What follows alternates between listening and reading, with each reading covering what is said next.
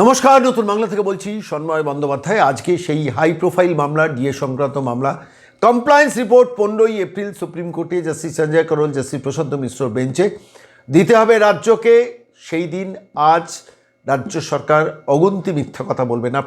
আপনি যদি স্কুল শিক্ষক হন, অশিক্ষক কর্মচারী হন, আপনি যদি কলেজ অধ্যাপক হন, আপনি যদি কলেজে অশিক্ষক কর্মচারী হন, কিংবা সরকার পোষিত সংস্থা, পুরসভা, পঞ্চায়েত, জেলা পরিষদ, গ্রাম পঞ্চায়েত কিংবা কোনো আন্ডারটেকিংয়ের কর্মচারী হন, আপনি ডিএ পেয়েছেন। ডিএর ওই নির্দিষ্ট 3 বছরের 2016, 17, 18 3 বছরের বকেয়া ডিএর SMS পেয়েছেন, টাকা ঢুকেছে আপনার অ্যাকাউন্টে, ঢোকেনি। অথচ রাজ্য সরকার কমপ্লায়েন্স রিপোর্ট দিচ্ছে সুপ্রিম কোর্টে যে আমরা সবাইকে ডিএ দিয়ে দিয়েছি সুপ্রিম কোর্টের রায় অনুযায়ী। বাস্তবে কি হতে চলেছে? সরাসরি ভাস্করবাবু বললেন, আমরা শাস্তি চাইছি, পেনাল্টি চাইছি মিথ্যে কথা বলার জন্য। বিচারপতিরা শেষ পর্যন্ত কি সরকারকে শাস্তির দিকে যাবে, অর্থসচিবকে জেলে পুরবে?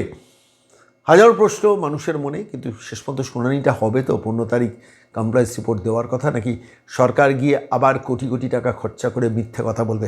আমি আজকে সরাসরি চলে গেছি সুপ্রিম কোর্টে। ভাস্করবাবুরা ঢুকছেন সুপ্রিম কোর্টে, তখনই ফোনে ধরেছিলাম, কি বলেছেন শুনবেন।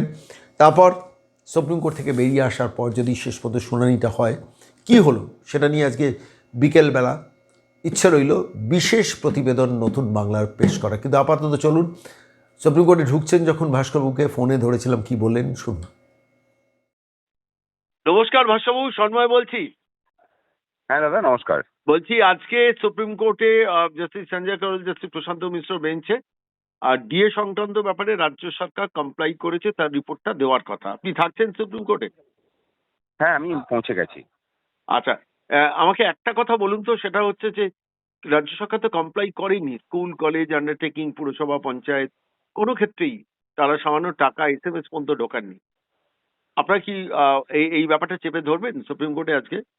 হ্যাঁ, তারা যে কমপ্লেন্স রিপোর্ট দিয়েছে সেখানে তারা বলেছেন যে হ্যাঁ, তারা নাকি সব মিটিয়ে দিয়েছেন, হুম হুম মানে মেটানো হয়ে গেছে, এবং আন্ডারটেকিং দিকেও নাকি মেটানো হয়েছে। যেটা কমপ্লায়েন্স সর্বৈব মিথ্যা। রিপোর্টটা পেয়েছেন সাথে আপনারা? হ্যাঁ, পেয়েছি পেয়েছি পেয়েছি। সেখানে এটা বলে দেখা দিয়েছে? হ্যাঁ, তারা বলেছেন যে তারা নাকি মিটিয়ে দিয়েছে। এটা আচ্ছা। সর্বৈব মিথ্যা কথা। হুম দ্বিতীয় হচ্ছে যে আরেকটা খুব মানে আতঙ্কিত হওয়ার মতো একটা বিষয়, সেটা হলো যে তারা সেখানে লিখছেন এই যে ক্যালকুলেশনটা কোন হিসেবে করেছেন, হুম যে তারা WBCPI নাকি 2011 সাল থেকে এই রাজ্যে চালু আছে, সেই WBCPI-টাকে AICPI এর সাথে অ্যামালগামেট করে হুম, মানে একটা হিসেব পদ্ধতি বের করে তারা নাকি এই হিসেবটা করেছেন। হুম, মানে হিসেবের গরমিলের যে অভিযোগ আমরা তুলছিলাম তার জবাবটা তারা এভাবে দিয়েছেন। এবার এই WBCPI এর যে মানে কুমির ছানাটাকে বের করা হয়েছে বর্তমানে, 2011 সাল থেকে রাজ্যের কেউ জানতেন বলে মানে আমার মনে হয় না। কারণ 2023 সালেও এপ্রিল মাসে আমরা যখন হাইকোর্টের নির্দেশে মুখ্য সচিব, অর্থ সচিব এবং গৃহ সচিবের সাথে বৈঠকে বসেছিলাম, সেই বৈঠকে এই প্রস্তাবটা প্রতাপ নায়েক দিয়েছিল যে পশ্চিমবঙ্গের নিজস্ব সিপিআই মানে কনজিউমার প্রাইস ইন্ডেক্স করলে পরে এই যে ডিএ বঞ্চনা সেটা দূর হবে, মানে তখন আর ডিএ বঞ্চনা থাকবে না, পশ্চিমবঙ্গ সরকার নিজের মতো করে তখন ডিএ দিতে পারবে। হুম, হুম, তা মুখ্য সচিব তখন খুব মানে উৎসাহ ভরে বলেন যে হ্যাঁ হ্যাঁ, এটা তো খুব ভালো প্রস্তাব। তা আমি তখন বলি যে হ্যাঁ, প্রস্তাবটা একদমই ঠিকঠাক, খুবই ভালো, ঠিকই বলেছেন। আমি শুধু এটাকে একটু টুইস্ট করতে চাই যে পশ্চিমবঙ্গ যখন কেন্দ্রের কাছ থেকে পয়সা নেবে তখন AICPI মেনে না নিয়ে সেখানেও WBCPI মেনে নিতে হবে, আর আমাদেরকে দেওয়ার সময় WBCPI মেনে নেবে, আমাদের কোনো আপত্তি থাকবে না। হুম, এই কথা শুনে তিনি প্রায় লাফিয়ে ওঠেন এবং বলেন যে না, আমরা তো এই প্রস্তাব গ্রহণ করছেন, উনি প্রস্তাব দিয়েছেন মাত্র। আমি বললাম যে এই প্রস্তাব একজন কর্মচারী নেতৃত্ব দিতে পারেন কিভাবে? এরা কাদেরকে রিপ্রেজেন্ট করে? হুম, হুম, হুম, হুম, হিসেবের যে বিষয়টা, সুপ্রিম কোর্ট হিসেবের দায়িত্বটা কিন্তু ইন্দু মালহোত্রা কমিটিকে দিয়েছিলেন, হুম, হুম, জাস্টিস ইন্দু মালহোত্রা কমিটিকে দিয়েছিলেন। হুম, সেখানে দাঁড়িয়ে রাজ্য সরকার সমস্ত হিসেবটা করে পরে পার্টিতে সাজানোর মতো করে সাজিয়ে দিয়েছেন, এবং সেখানে কমিটিও প্রায় সমস্ত কিছুটাতে এগ্রি করে গেলেন। এটা আমাদের কাছে অবাক করার মতো বিষয়। আমরা হয়তো বিষয়টাকে তুলব সুপ্রিম কোর্টে। হুম, হুম, আগামীকালকে হয়তো পূর্ণাঙ্গ শুনানি হবে না, কারণ রাজ্য সরকার যে MA ফাইল করেছে সেই MA ফাইলের অপোজিশন আমাদের দিতে হবে, সুতরাং তার জন্য আমরা সময় নেব। আমরা কন্টেম্প পিটিশন করেছি, সেই কন্টেম্প পিটিশনটা মুভ হবে। বহু জায়গাতেই মানে সরকার কন্টেম্প করে রেখেছে অলরেডি। সেই বিষয়গুলোকে আমরা তুলব যে মানে হুম, কোন হিসেবে এবং কাদের মতামত নিয়ে কর্মচারীদের GPF অ্যাকাউন্টে টাকাটা ঢোকানো হলো এবং 2 বছরের জন্য লক পিরিয়ড করা হলো, সেটা আমাদের জানা নেই, সেটা জানতে হবে আমাদেরকে।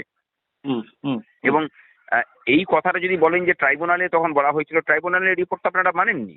হুম হুম হুম হুম ট্রাইব্যুনাল যখন বলেছিল তখন যদি তারা রিপোর্টটাকে মেনে নিত তাহলে একটা ব্যাপার ছিল।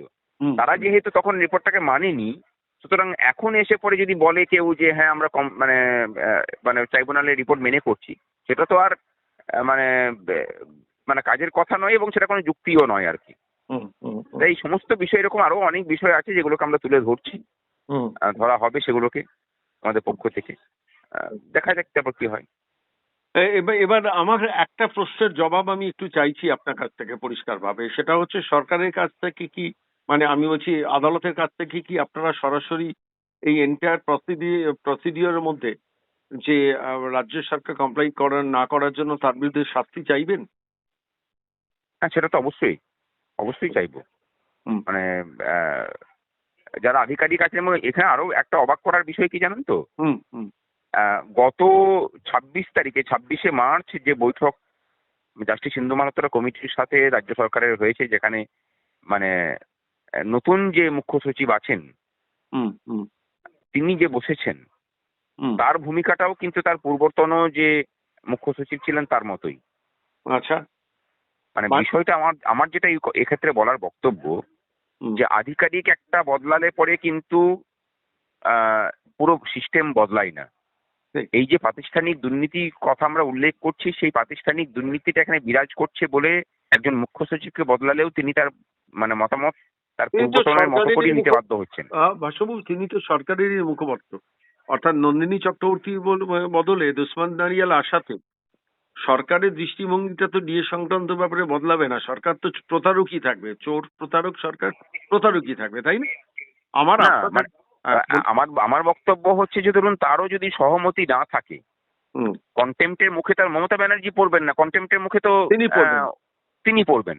তাহলে তিনি তো তার মেরুদণ্ডের প্রমাণটা দিতে পারতেন যে না আমি এই আপনার অন্যায়টা কি করবো না। আপনার কি সুপ্রিম কোর্টে আজকে যে রিপোর্ট জমা দিচ্ছেন, ওরা কমপ্লাই করেছেন, বলছেন যে কোনো স্কুল শিক্ষক অশিক্ষক কোনো কর্মী কাউকে কাউকে সামান্য এসএমএস টুকু ঢোকাননি টাকার ব্যাপারে, এই যে ডাহা মিথ্যা কথা বলছেন, তার জন্য সরকারের পেনাল্টিটাও কি আপনারা দাবি করবেন? শাস্তি তো মানে অর্থ সচিবকে জেলে ঢোকানো উচিত, পরিষ্কার বলছি।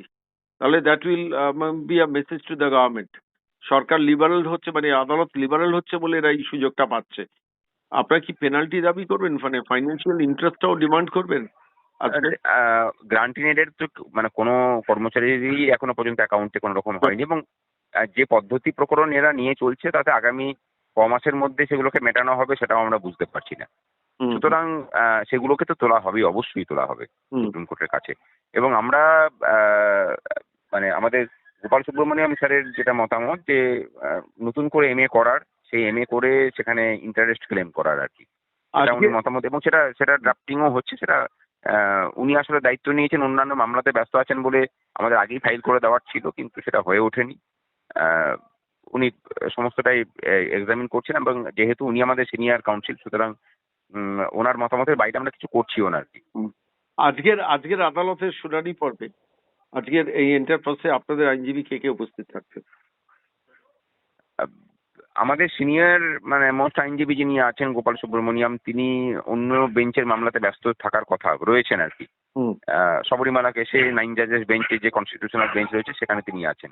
হুম তা তিনি হয়তো আজকে থাকবেন না, কিন্তু তাছাড়া অন্যান্য আইনজীবীরা থাকছেন আমাদের পক্ষ থেকে।